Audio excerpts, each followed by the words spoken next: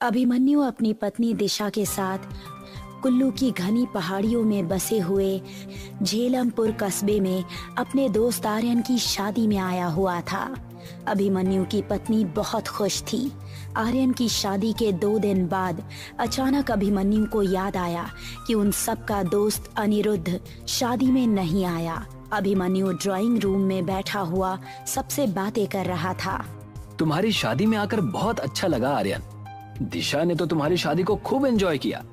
तुम्हारा बस चलता तो तुम तो मेरी शादी में आते ही नहीं।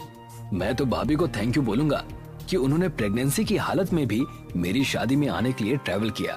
अरे कैसे नहीं आती आर्यन, तुम्हें अंदाजा भी नहीं है। अभिमन्यु हर समय तुम्हारे बारे में ही बात करता है।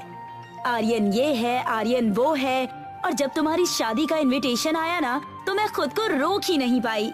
मैं भी देखना चाहती थी कि आर्यन क्या है, लेकिन सच बताऊं, अभिमन्यु तुम्हारी जितनी तारीफ करते हैं ना, तुम उससे कहीं ज्यादा स्वभाव के अच्छे हो और मजाकिया हो।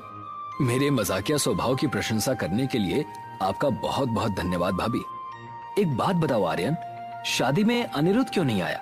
मैं 2 दिन से आंखें फाड़ फाड़ कर उसका इंतजार कर रहा हूँ। वो तो पास के ही गांव में रहता है ना। अरे ये बात तो मैं बताना ही भूल गया, उसकी माँ की तबीयत सही नहीं चल रही। वो अपनी माँ को लेकर बहुत ज्यादा परेशान है। आर्यन की बात सुनकर दिशा ने अभिमन्यु की ओर देखकर कहा, हमें अनिरुद्ध की माँ को जरूर देखने जाना चाहिए, वरना उसे ये जानकर बुरा लगेगा कि हम कुल्लू आए और उसकी बीमार माँ को देखने तक नहीं गए। तुम सही बोल रही हो दिशा, तुमने मेरे मुंह की बात छीन ली। अगर ऐसी बात है तो फिर कल मैं तुम दोनों को उसके गांव ले चलूंगा। अरे भूल गए क्या? कल तो मेरी दिल्ली वापसी का रिजर्वेशन है। मैं एक काम करता हूँ, तुम्हारी बाइक लिए जाता हूँ। मैंने सुना है कि उसका घर यहाँ से 3 किलोमीटर दूर है। मैं और दिशा अकेले चले जाएंगे। अभिमन्यु की बात सुनकर आर्यन के चेहरे पर अचानक चिंता की लकीरें झलकने लगी। आर्यन का डरा हुआ चेहरा देखकर अभिमन्यु बोला, क्या बात है आर्यन, तुम्हारे चेहरे का रंग क्यों उड़ गया? दरअसल बात यह है अभिमन्यु, अनिरुद्ध के गांव से कुछ दूर पहले डायनी का इलाका पड़ता है। भाभी के पेट में 3 माह का गर्भ है और ये एक पहाड़ी इलाका है। तुम दोनों को वहां तक पहुंचते पहुंचते रात हो जाएगी, और रात के समय किसी भी गर्भवती औरत का डायनी घाटी से गुजरना मौत को दावत देने जैसा होता है। आर्यन की बात सुनकर अभिमन्यु जोर जोर से हंसने लगा। तुम पागल हो गए हो क्या? दुनिया मंगल ग्रह पर कॉलोनी बनाने की तैयारी कर रही है और तुम अभी भी इन अंधविश्वास भरी बातों पर यकीन करते हो? नहीं अभिमन्यु, ये कोई मजाक का विषय नहीं है। डायनी एक तरह से डायन का ही स्वरूप होती है, लेकिन ये डायन से थोड़ी अलग प्रकार की होती है।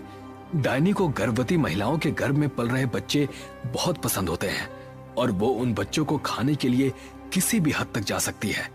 मैं इन सब बातों पर विश्वास नहीं करती। मैं एक नए जमाने की लड़की हूँ और मुझे लगता है कि आपको भी इन सब बातों पर विश्वास नहीं करना चाहिए। मैं भी अभिमन्यु के साथ शहर में ही पढ़ा लिखा हूँ भाभी, लेकिन डायन भूत प्रेत इन सब का भी दुनिया में अस्तित्व होता है। ये बात अलग है कि शहर के लोग इन बातों पर विश्वास नहीं करते, लेकिन हम पहाड़ों पर रहने वाले लोग इन बातों पर गहराई से विश्वास करते हैं, क्योंकि हम जानते हैं कि ये सत्य है। तुम अच्छी तरह से जानते हो आर्यन कि मुझे हमेशा से इन बातों से चिढ़ रही है। मैं इन बातों पर बिल्कुल भी विश्वास नहीं करता। अब मैं तुम्हें कैसे समझाऊं अभिमन्यु?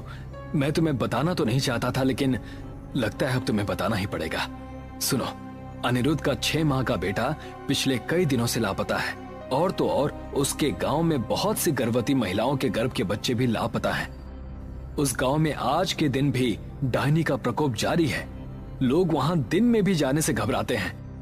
अब मैं समझा, इसका मतलब ये है कि अभिमन्यु के माता पिता की तबीयत बिल्कुल सही है, लेकिन फिर भी इतनी बड़ी बात हो गई और तुमने मुझे बताया तक नहीं। मैंने तुम्हें ये सोचकर नहीं बताया कि तुम बेवजह परेशान हो जाओगे। अब तो मैं आज ही अनिरुद्ध के घर पर जाऊंगा, और अगर उस गांव के बच्चे लापता हो रहे हैं तो गांव वालों को पुलिस की मदद लेनी चाहिए ना कि डायनी वाइनी जैसी बातों पर विश्वास करना चाहिए। सही बोल रहा है, गांव वाले पुलिस की मदद क्यों नहीं लेते? इस तरह से बच्चे अचानक कैसे लापता हो सकते हैं? और अगर यहाँ की पुलिस मदद नहीं कर रही तो फिर तुम लोग मीडिया वालों की हेल्प क्यों नहीं लेते? एक बार जब फ्रंट न्यूज पर बच्चों के लापता होने की न्यूज चलेगी ना, तो पुलिस अपने आप हरकत में आ जाएगी। मेरा दावा है कि इसमें जरूर किसी आपराधिक रैकेट का ही हाथ होगा। जब वो रैकेट पकड़ा जाएगा ना, तो लोगों के दिल से डायनी का खौफ भी निकल जाएगा। बेचारे गांव के लोग बहुत भोले भाले होते हैं। ये सही बात है आर्यन।